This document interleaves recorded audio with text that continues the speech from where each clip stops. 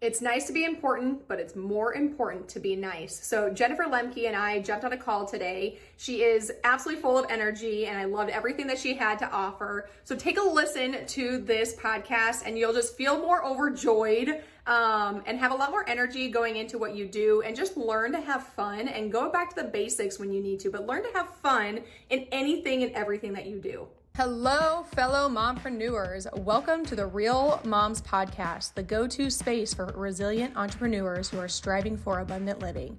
I'm your host, Shae Spitz, a mompreneur and a realtor here in Columbus, Nebraska. Are you a mom juggling the hustle of entrepreneurship, family life, and personal growth? Well, you're in the right place.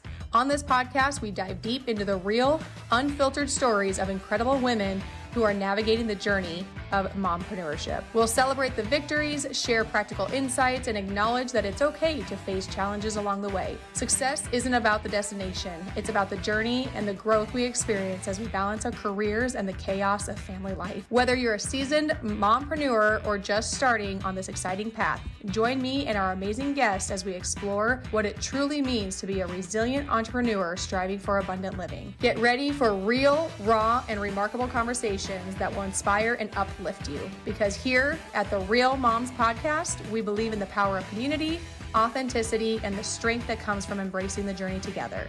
So grab your coffee, find a cozy spot, and let's dive into the world of mompreneurship. This is the Real Moms Podcast, where we celebrate the hustle, honor the struggle, and thrive as resilient entrepreneurs living abundantly. Welcome to another episode of Real Moms Podcast. I like to start every podcast off with a motivational quote, and today's quote is, "It's nice to be important, but it's more important to be nice." Licensed since 2003, Jennifer Lemke is a seasoned real estate professional with extensive experience in the industry. After serving as a relocation director at Home Real Estate for 10 years, she and her husband, Eric, launched their own brokerage, Nest Real Estate, in 2022. Under their leadership, the brokerage has grown to include 7 dedicated agents, all committed to providing personalized service to their clients. Jennifer is not only a successful businesswoman, but also a devoted wife and mother to 3 boys. Her deep understanding of the real estate market, coupled with her personal experience as a parent, allows her to connect with families and guide them through the home buying process with care and expertise. So Jennifer, thank you so much for being here and taking the time out of your day, of your busy schedule, to be here with me. It's great to be here. I've never done a podcast like this, so this is very new and very exciting. Yes, no, it is all very exciting. I love to connect with other like-minded individuals, especially mompreneurs. My heart just goes out to mompreneurs because obviously I am one as well. So it's easier to have that connection with people when you are that individual as well. Definitely. So tell me, okay, so 2003, 21 years, long time in an industry. Tell me what got you into real estate, and kind of what your experience was back then and what it is now. You bet. Well, I grew up in Dodge, Nebraska, which isn't that far from you, on a good old pig farm in Northeast Nebraska. And I went to college at UNK. In my first major, I thought I wanted to be a speech pathologist. Oh. There was a wonderful woman that would come into the Dodge school system, and she always had great clothes and a nice car. And I thought, I can have my summers off. And, you know, even back then, which is crazy that I was thinking future and potential children and family, but I thought, this is what I should do. And so for 2 years, that was my major. And, you know, after 2 years, I was working at the Buckle in Kearney, the original store. And I was just finding that my ability to connect with people and my communication skills, and, you know, I'm relatable, and I just thought, man, I need to drop the disorder portion and just go straight communications. Yeah. And that's what I did with marketing and sales. And after I graduated, I moved to Lincoln and I worked for, it was Alliant, and then it was Alltel, and sold cell phones. And I just knew I kind of wanted to try real estate, which is crazy. And so I was in my 20s at the time, and I got my real estate license and have never looked back, I guess. Yes. Yeah. That's interesting that you said that because I was literally doing my hair this morning and I thought to myself, about my real estate journey as well. And I never looked back. But yet I have, and I know I have because we've gone through, like, would I have actually gone through with, getting out? No, absolutely not. But I've thought about it because, when times get hard, you're like, holy moly, would it be so much easier to just go back to a W-2 where you get that Oh, consistent, steady pay. You're not constantly stressed. You're not taking work home with you every single day, morning, night, evening, middle of the night, all those things. So I say I've never looked back, but I know I've had moments of thoughts where I'm we like, all have. okay, good. Yes. Because sometimes I'm like, am I the only one who like feels that way now? But I mean, every entrepreneur, every business, you're going to have those lulls and those ups and downs. But you've obviously experienced that too. Oh, for sure. So, having my husband in the business as well, like we're both self-employed. Yep. So like you mentioned, I was the relocation director for home real estate for 10 years. So I was the employee, and that's when I had the boys and, had the health insurance and, but the goal was always for us to collaborate, work together. And I'd always joke, I'm like, we're too young to work together at this point in our marriage, Right. And then after the birth of our third son, Ryder, who's now 10, like 9 years ago, he was just about a year. And I'm like, it's time. Like, we need to do this. I need more flexibility. I need to be more present. And it was obviously scary. It was 2015.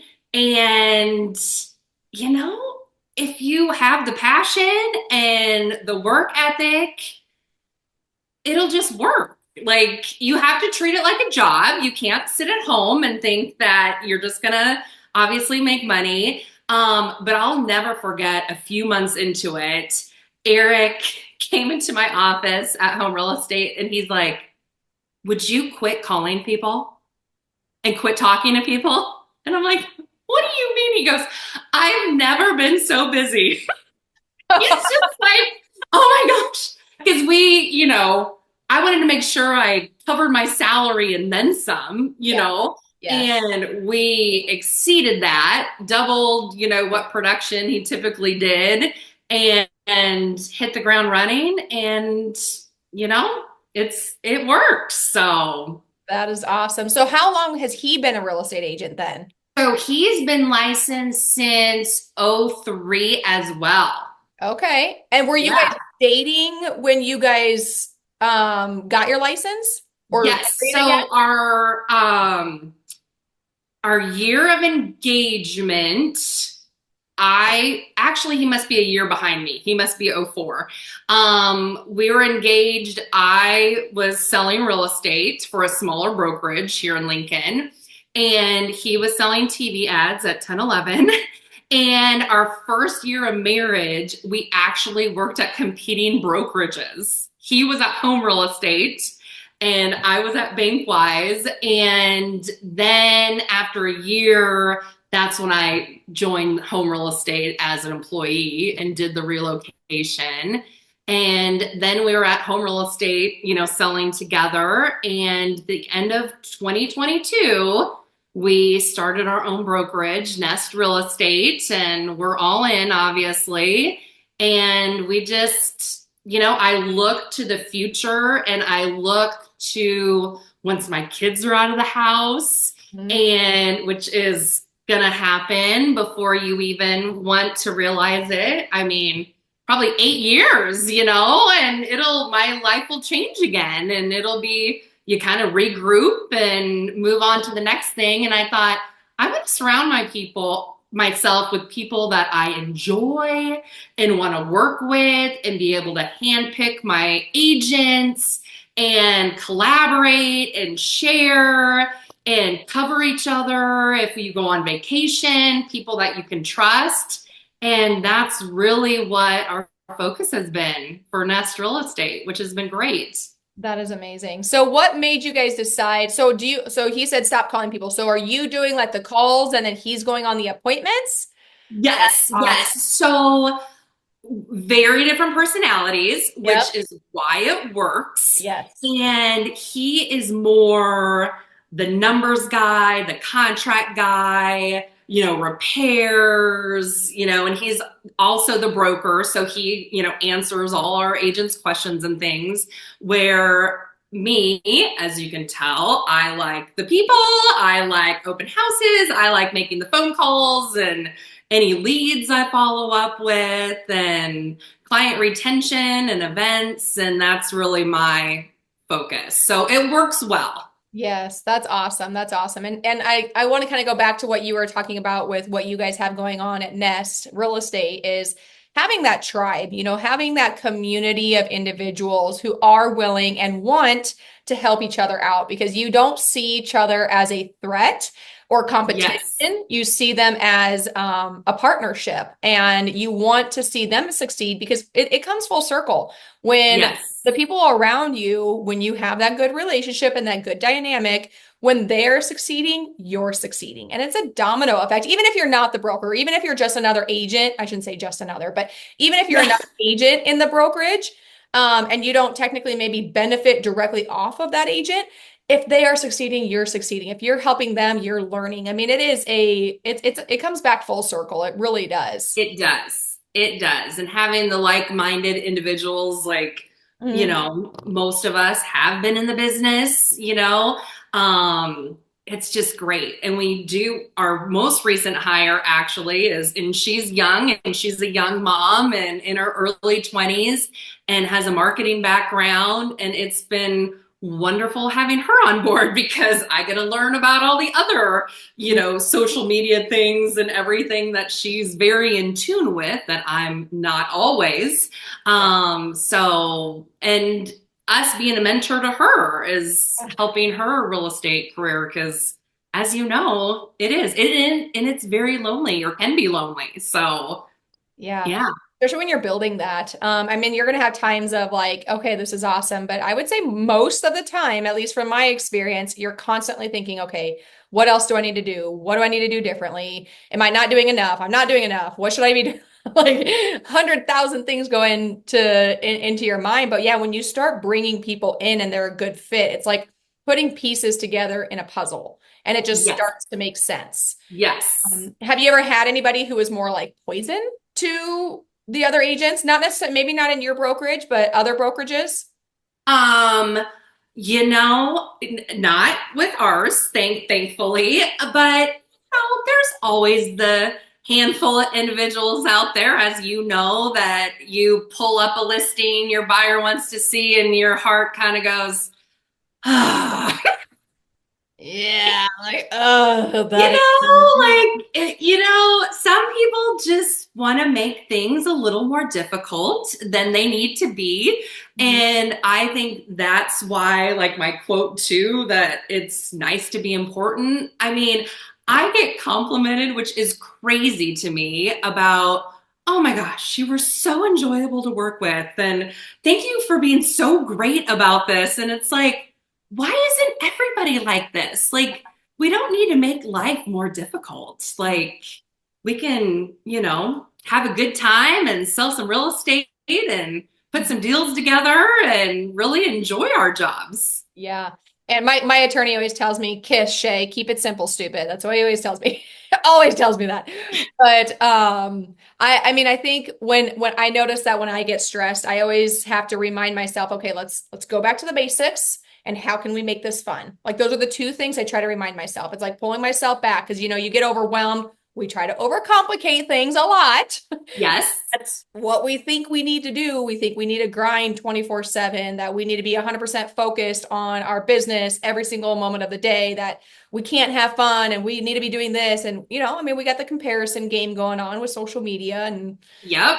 Yeah. Which, I mean, I think we all fall victim to at some point in time, but we have to realize like you're just getting snippets of people's life for that split second. And for sure. Yeah. For sure.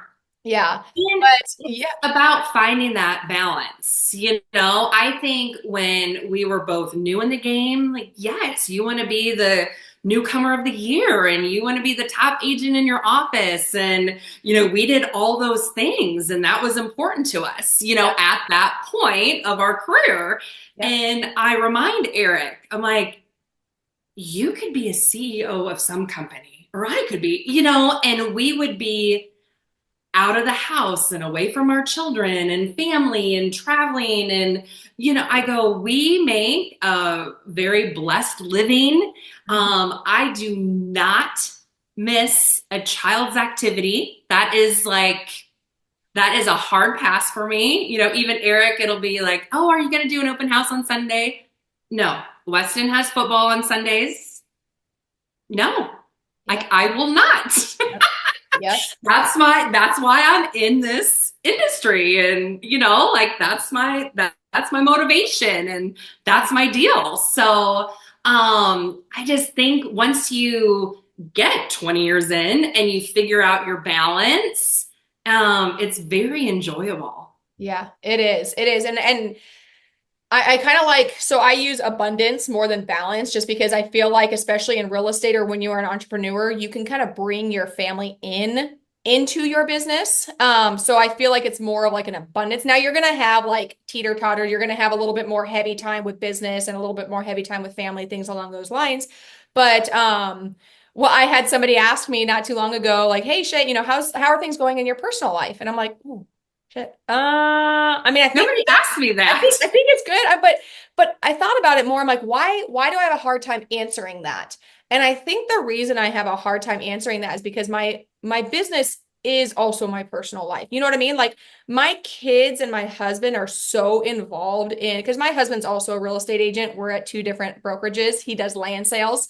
But I think we're also, I don't want to say consumed, but we're also involved in our businesses that is kind of our personal life. You know what I mean? So like, Oh, for sure. yeah, like when I take trips, my husband, I would say about 60% of the time is also going to them with me.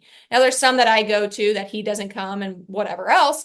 But overall, I mean, like our personal life is kind of, I mean, it's my business, it's my life. And I, because they always say, if you love what you do, you don't work a day in your life. So I guess if you want to think about it, I don't work. Very true. It is. It is though.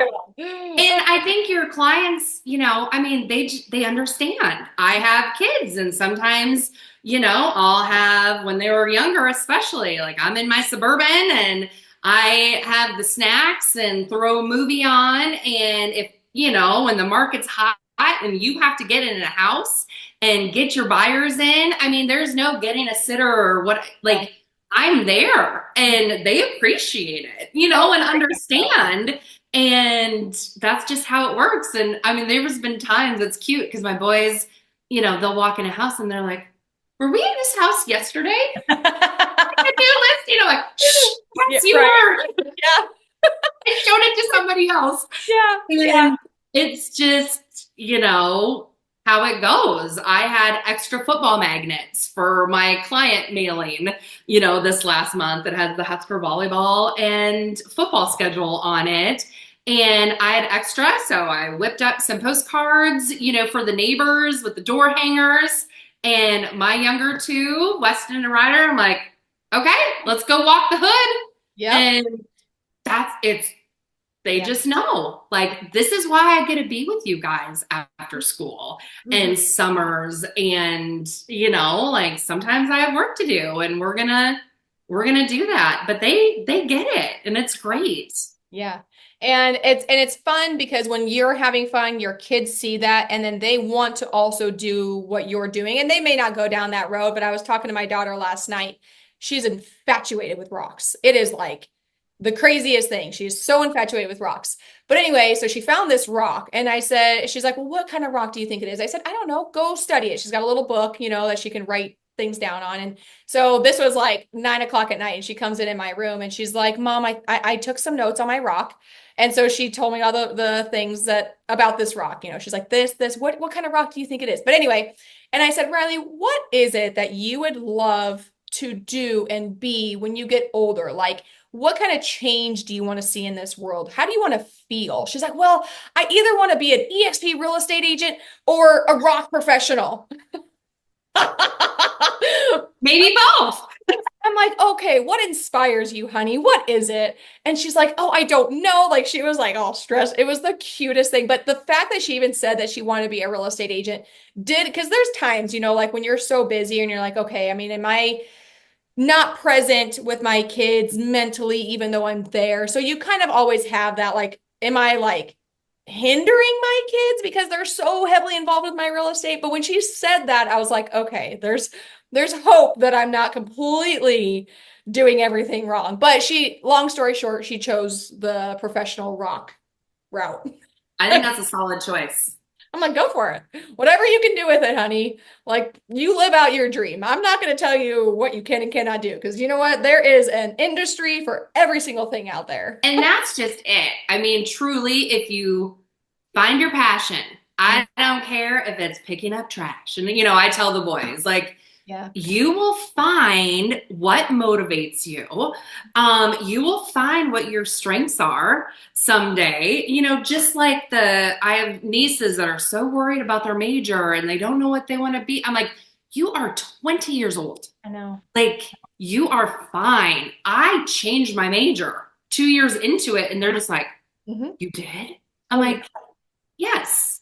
Eric is an animal science degree with econ economics, and he sells real estate. Like, it doesn't matter at the end of the day, you know, necessarily what your schooling is for and stuff. So I think you go to school and that's what you help find yourself and find your strengths and get a little independence under your belt. And then you can figure out what you want to be when you grow up. Yeah, you can always change. I don't care if you're 80 years old. I mean, you can always change. Now, it gets harder as you get older because there's more risk that people think in their mind that there is more risk with it. And that could be true, but you can always change majors. You can always change your career. I went to do nursing. I was actually in nursing school, did it for a year, which was very difficult. We got to the point where we had to draw blood, and I'm like, not for me. You would have I'm out. You would think that I would have thought about that before, but I was like, ooh, no. And I did finish out the year. I could have taken the test and got my LPN. I didn't, because I knew it wasn't the path. You're like, this isn't what I'm going to do. I'm like, So then I changed, and I was going to be a counselor. So I went to school for human service counseling, did that for 2-3 years, whatever. Got my bachelor's degree, and I was a case manager for mentally ill adults for 6 years and was a bartender for many years. I also worked at an insurance company. I mean, all these different things, but I truly believe everything happens for a reason. And one of my favorite quotes is, you can't connect the dots looking forward. You could only connect them looking backwards. So for sure, you know, because like, you don't realize, like, why is this happening? Why did I not get that job? Why was I not meant for this? Why did I get fired? Why did I let go? Like, all these, or why did that relationship not work? You know, I mean, like, all these things are happening and you don't realize why until something else happens. You're like, oh, that's why. That's why. And the counseling for real estate, I mean, that's a solid background. And bartending. I will tell you, between the counseling, especially for mentally ill adults, so that's the patience, you got to have a lot of patience, and then bartending, they go hand in hand. Patience, way up there. Definitely. Definitely. Probably more so the bartending in all reality, because you're, oh my gosh. Yeah, but I did that for many years and I loved it. I love people, but I went into human service counseling because I knew I wanted to help people. But there's more ways to make a difference in this world, really, even than just real estate. But I mean, I was thinking that was what I had to do because I wanted to make a difference in people's lives. No, there's so many more opportunities. There's so many bigger things and greater things that you just got to think bigger. You got to open up your mind. Your only limitation is what you set in your own mind. Oh, definitely. And even for buyers, like the house, sometimes you don't get the house. And I've never had anybody, you know, once they get their real house, you know, the true house, I'm like, you will have no regrets. Everything happens for a reason. It's okay that you did not get this house today. We're going to keep hitting the streets and we're going to see what we can drum up, and it'll be perfect. And it always works out. Yes, it does. And I remind my buyers, like, if it fits a few of your categories, have an open mind. Let's go take a look at it, because I know 3 for sure situations where I had the buyers like, I absolutely don't want this house. I'm not a huge fan of the location. I don't like the style, whatever it was. And they ended up buying that particular house. I'm like, well, let's just go try it. Let's go walk through it. And I always remind my buyers, I'm like, honestly, this, especially when it's an emotional buy, when it's like a family buy, if it's an investor, it's completely different. But when you walk into a house, it takes about 8 seconds for you to know if it's the right one or not. Like, that sounds crazy, but it's so true though. It is. Like, you just walk in and you could feel if it's the right one. So I tell my buyers, like, if you have to try to convince yourself just because it checks your boxes, it is not the right one. And when you're buying for your family, then that means it's not the right one. If you're an investor and you're looking for a rental, doesn't matter. Yeah, but the numbers work great, but it's not an emotional purchase. Yes, yes. So, I mean, I know it sounds pretty crazy, but I do tell my buyers, like, when they're trying to convince themselves, I'm like, hey, was this the right one when you walked in within 8 seconds? They're like, no, I just don't think so. I'm like, then it's not. Then it's not. Yeah, let's move on. Let's go to the next one.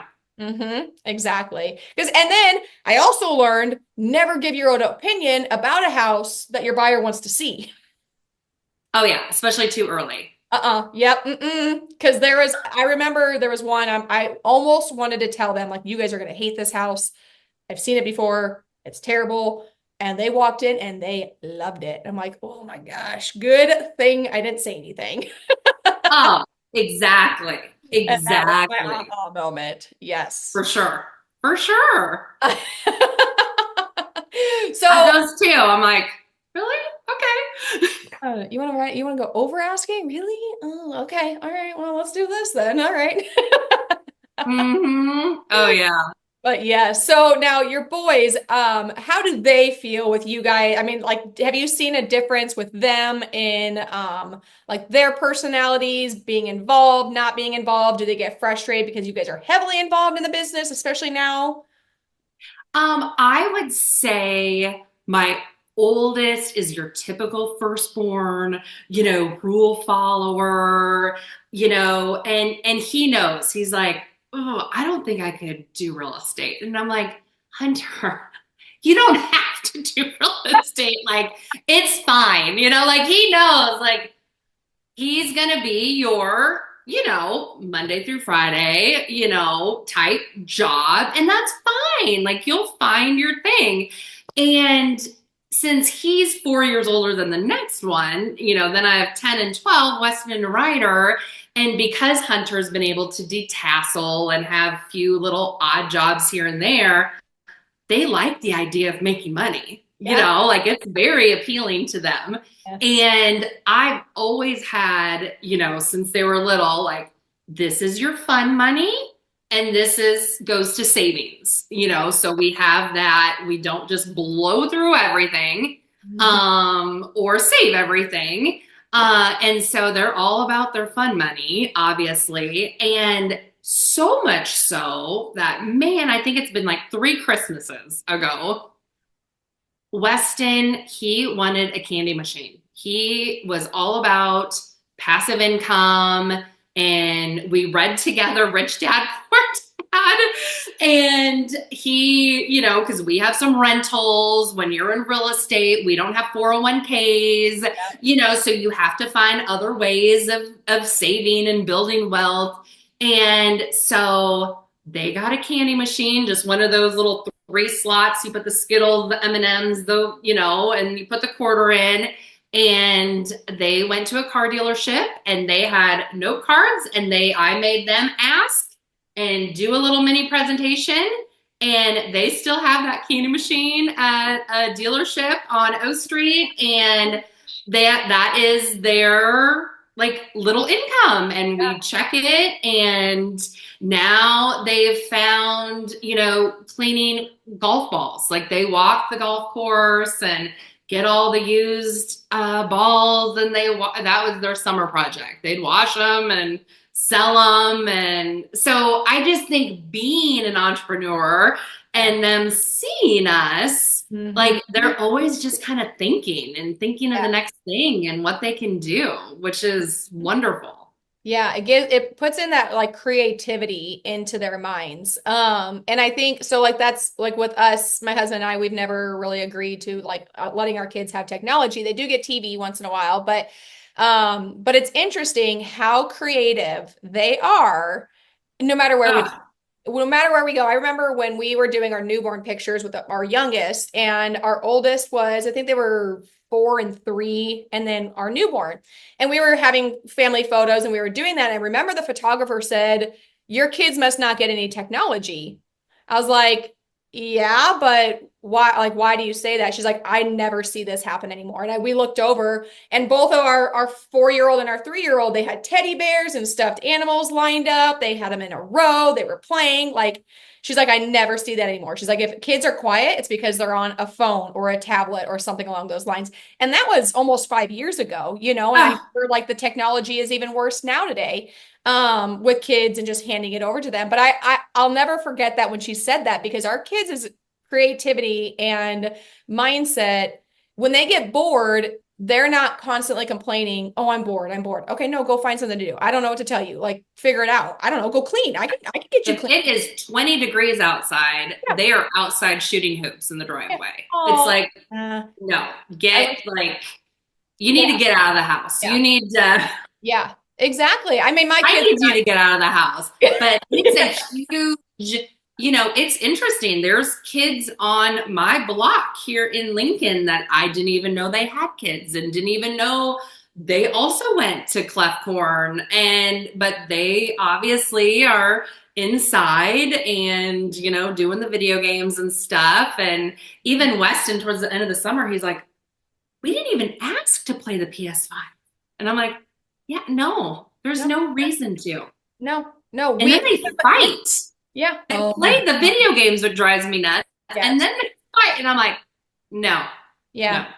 Yeah. I guess we do have a Nintendo Switch, but I honestly forgot that we did, because I don't even know the last time they played it. I have no idea. And whenever they would do it, it was a family thing. Like, we sit down and we do it as a family. They don't get to go off on their own and play it. But honestly, now that I'm thinking about this, I bet it was, and they just got it for Christmas last year, but I bet it's been 4 or 5 months since we've even turned it on. I don't even know if it's charged. And the social skills, for our, dragging them around to adult things and appointments and having them playing with neighbor kids. And, I've had that comment a lot that, "Oh my God, your boys, like, they're like little men. They just, talk. I could sit down and have a conversation with them." And I'm like, that's the point. Yeah. Yeah, it is, because they can carry a conversation. And yeah, it is.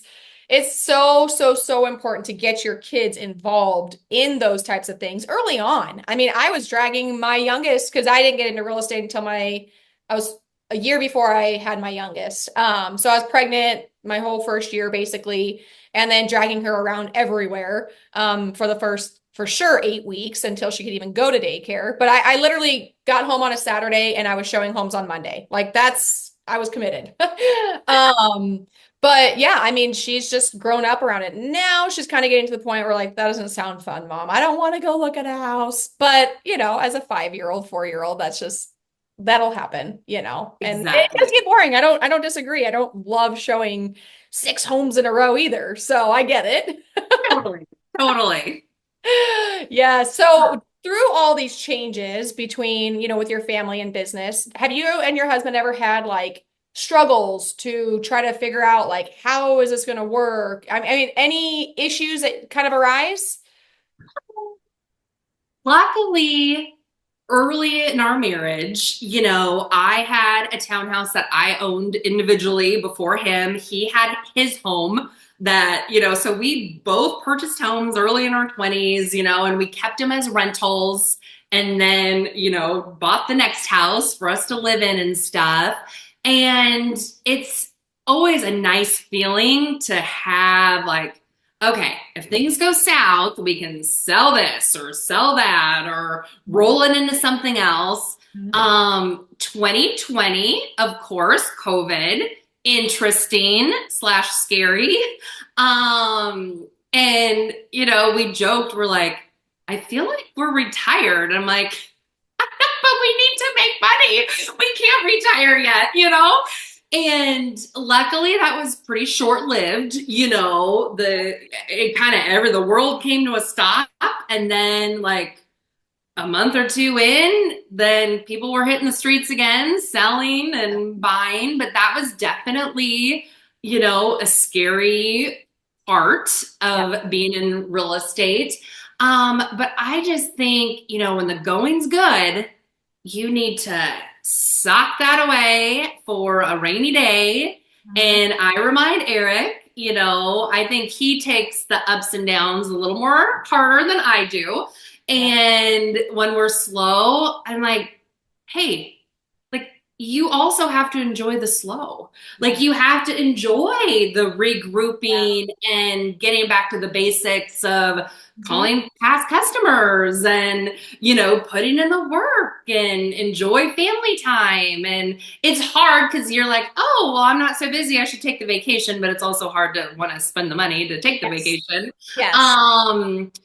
But luckily, yes, we've, you know, felt the pinch here and there, but not to the point where we're like, we can't do this anymore, you know, like we need to go find jobs or, you know, anything to that extreme. Thank goodness we've been blessed in that, you know, part, but there's always X number of transactions that are going to happen in the Lincoln, Nebraska market. So you either get out there and be part of it or, you know, not. So we even built houses during the 08, 09 when everything really came to a standstill. And at that point, I'm like, we're not building any more houses. We're going to just focus on selling houses. That was too stressful for me. That was too much. I'm like, nope, we're out. You know, I'm not going to belly up over this. So, but otherwise, you know, real estate wise, it's been solid. I can't complain. Yeah. Yeah. So for my husband and I, or for us, our struggles were more so when I made the shift from going to a W-2, taking care of the kids, the house, all of those things, dropping them off, picking them up, to getting my real estate license. And especially when things were not as electronic as they are now. I was at the office more. Yes. Signing, you had to actually wet sign, you know, so you're definitely at the office a lot more. So that was a huge pivotal. And then, you know, you start making a little bit more money, and then you kind of, you know, you have the wife making a little bit more money than the husband. So then that affects their confidence and everything else, you know. So it's been interesting. That was, I would say it probably took a good year and a half for us to finally like it was fine, but you could tell to settle in. Yes. Yeah. Yeah. Then he made a change into real estate because he had the healthcare, and we agreed like, hey, if I can get to this income, you can leave your 9-to-5 job. So once I did, then we're like, okay, now it's your turn. Like, go for it. We got this. You're in too now. Yes. And land sales are definitely, even, I don't care. I mean, it is so much harder than residential because they're not making any more.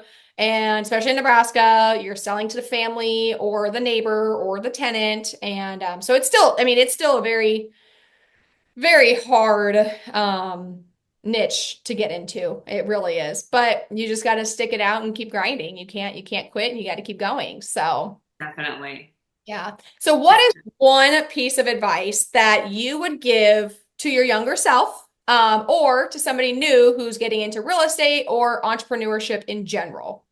I would say my younger self, like, just go for it.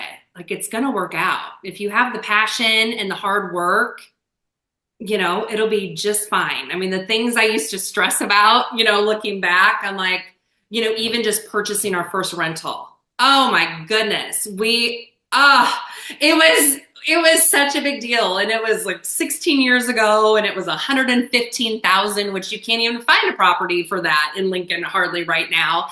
And we dove in, and we just sold that property this year to roll it into, you know, a nicer property. And when you think about it, it's like, we came away with $200,000 and rolled it into the next property. And, I mean, that's what you have to do.